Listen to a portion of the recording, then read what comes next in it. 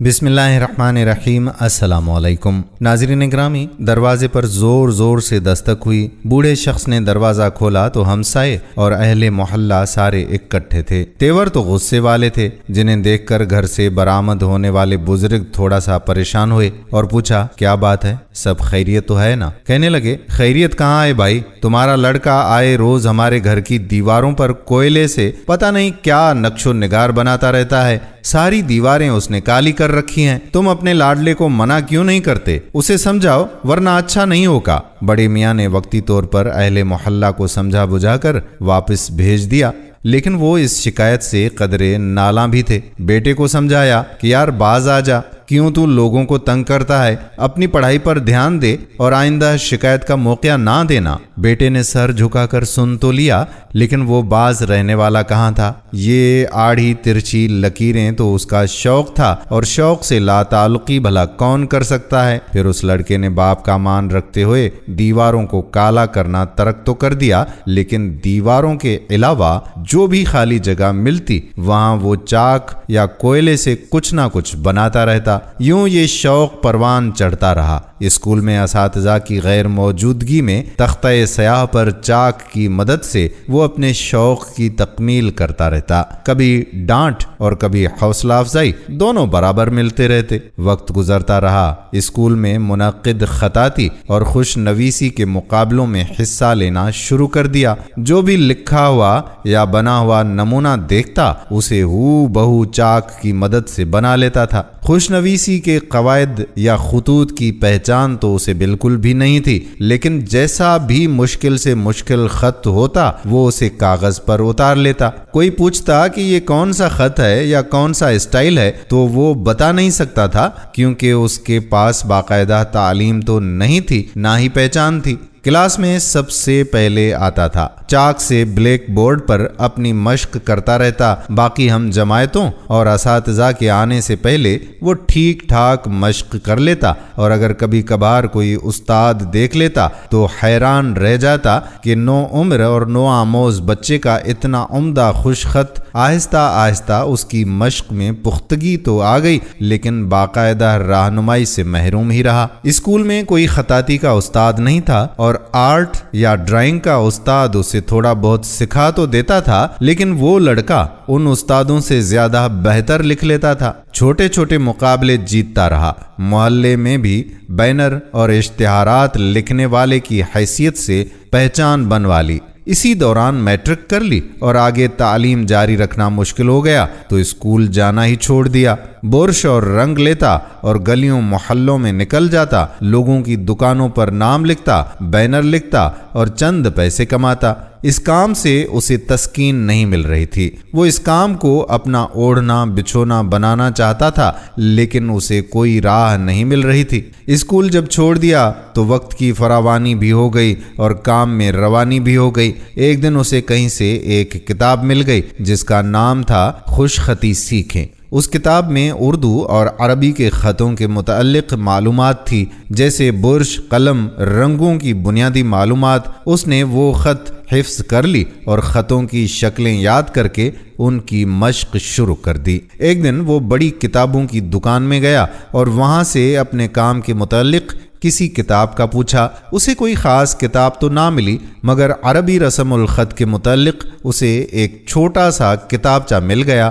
اس نے وہی خرید لیا۔ اب عربی تو وہ پڑھ نہیں سکتا تھا، لیکن عربی خطوں کی شکلیں اسے پتہ چل گئی تھیں۔ چھوٹے چھوٹے کام کرتے ہوئے وہ بڑی کمپنیوں اور اداروں کے کام کرنے لگا۔ ایک دفعہ کراچی کی ایک مصروف شاہراہ پر وہ یوں ہی تاج کمپنی کا سائن بورڈ لکھنے میں مصروف تھا کہ ایک بڑی گاڑی اس بورڈ کے نیچے آ کر رک گئی، اور گاڑی میں بیٹھے شخص نے اسے نیچے آنے کا اشارہ کیا۔ وہ نیچے آیا تو دیکھا کہ اس سے مخاطب ایک عربی شخص ہے، اور عربی زبان سے تو وہ واقف نہ تھا۔ اس بڑی گاڑی کے پیچھے ایک چھوٹی گاڑی بھی آ کر رکی، اس میں عربی شخص کے جاننے والے پاکستانی افراد تھے۔ وہ نیچے اترے اور اس لڑکے سے کہنے لگے کہ شیخ چاہتا ہے کہ تم اس کے ساتھ سعودی عرب چلو اور وہاں جا کر اس کے لیے خطاطی کا کام کرو۔ لڑکا کہنے لگا کہ مجھے تو عربی بولنا اور لکھنا آتی ہی نہیں ہے، میں کیسے یہ کام کروں گا؟ تو اس عربی شخص نے بتایا کہ تم جس خط میں یہ بینر لکھ رہے ہو یہ عرب کا مشہور خط ہے اور اسے ہر کوئی لکھ بھی نہیں سکتا، تم تو اسے کمال مہارت سے لکھ رہے ہو اور کہتے ہو کہ میں جانتا بھی نہیں۔ وہ عربی سعودی سفیر کا دوست تھا اور پاکستان سے ہنرمند افراد کو لینے آیا تھا۔ اسے پاکستانی خطاط لڑکے کا کام پسند آ گیا اور اسے ساتھ چلنے کا کہا۔ یوں گھر سے اجازت لے کر اس نے پاسپورٹ بنوا کر شیخ کے حوالے کر دیا اور چند دنوں بعد وہ سعودی شہر ریاض میں بیٹھا بینر لکھ رہا تھا۔ جب کام کرتے ہوئے کافی سال گزر گئے تو سعودیہ میں رہنے سے ایک تو اس نے عربی زبان میں مہارت حاصل کر لی اور دوسرا تمام عربی خط اور رسم الخط میں وہ تقریباً کمال کے درجے تک جا پہنچا۔ اس کا کفیل اچھا آدمی تھا اور اس پاکستانی خطاط کی بے پناہ عزت بھی کرتا تھا۔ وہ اپنے کفیل سے اجازت لے کر کئی بار عمرہ اور زیارتیں وغیرہ بھی کرایا۔ ایک دفعہ مدینہ منورہ میں مسجد نبوی صلی اللہ علیہ وآلہ وسلم کے اندر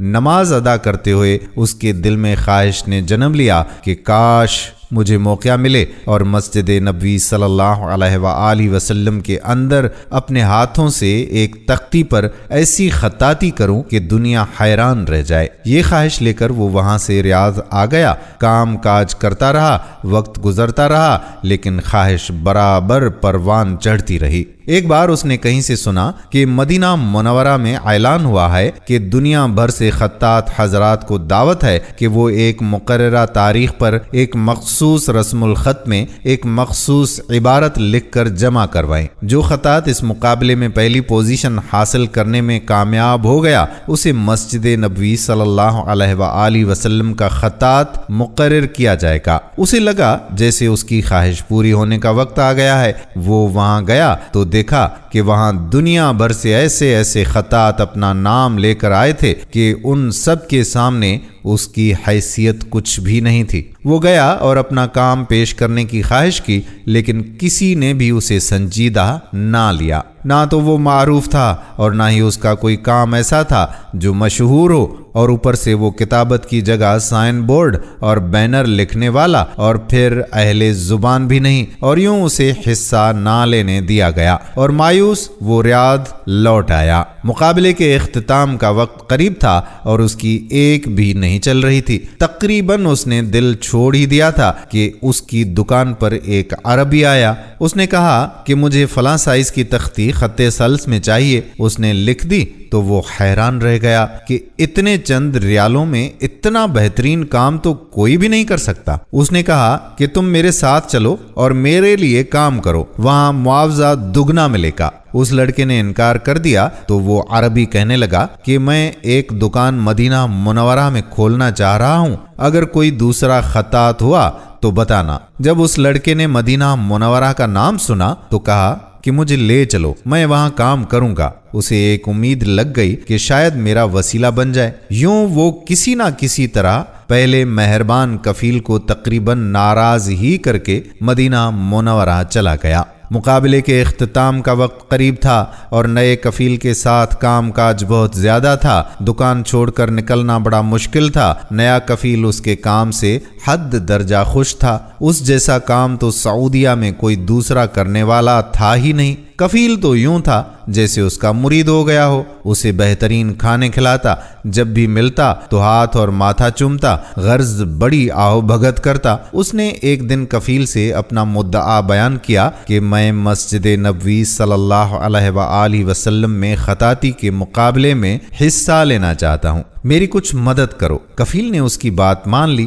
اور اپنے جاننے والوں سے کہلوا کر اسے کسی طرح سے اس مقابلے تک لے ہی گیا۔ بڑی مشکل سے اس کا نام رجسٹرڈ ہوا اور اسے مقابلے کے لیے بطور نمونہ پہلے ایک عبارت لکھوائی گئی، پھر اسے شریک کیا گیا۔ یوں اس کی لکھی ہوئی تختی اور وہ اس مقابلے میں شریک ہو گئے۔ مقابلہ ختم ہوا، نتائج کے اعلان کا دن تھا۔ دنیا بھر سے ماہر اساتذہ کے درمیان اس کا کام کیا حیثیت رکھتا تھا۔ بہرحال مقابلے کے نتیجے کا اعلان ہوا اور خلاف توقع وہ دنیا بھر کے ماہر خطاطوں کو پچھاڑ کر اول انعام کا حقدار ٹھہرا۔ امام الحرم اور جوری نے جب اس خطاط کا نام اور ملک پوچھا تو کہنے لگا شفیق الزماں پاکستان سے۔ پورے مجموعے پر خاموشی چھا گئی۔ پورے عرب کے خطاط ایک دم حیران رہ گئے کہ اجنبی نام اور غیر عرب کیسے اہل عرب سے جیت گیا، اور وہ شخص جیتا جسے مقابلے میں شریک ہی نہیں ہونے دیا جا رہا تھا۔ یوں جناب محترم شفیق الزماں کی خوش نصیبی اور سعادت کہ کہاں ایک تختی لگانے کی خواہش اور کہاں در و دیوار منور کرنے کے لیے مسجد نبوی صلی اللہ علیہ وآلہ وسلم کا خطاط مقرر کیا گیا۔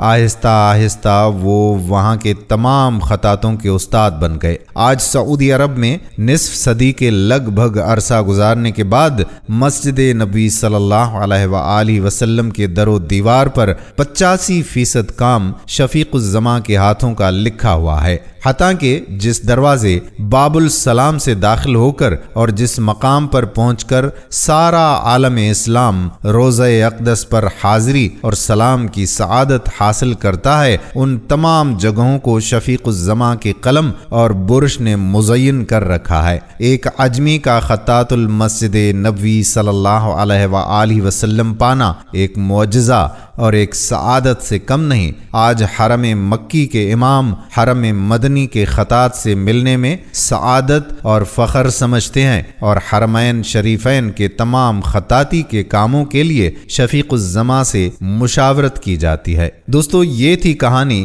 شفیق الرحمن صاحب کی جو آپ کی خدمت میں پیش کی گئی۔ ہم امید کرتے ہیں کہ یہ ویڈیو آپ کو ضرور پسند آئی ہوگی اور اسے اپنے دوستوں کے ساتھ شیئر بھی کریں گے۔ آنے والی ویڈیو تک آپ کا اپنا میزبان قادر بخش کلہوڑو آپ سے اجازت چاہتا ہے۔ فی امان اللہ۔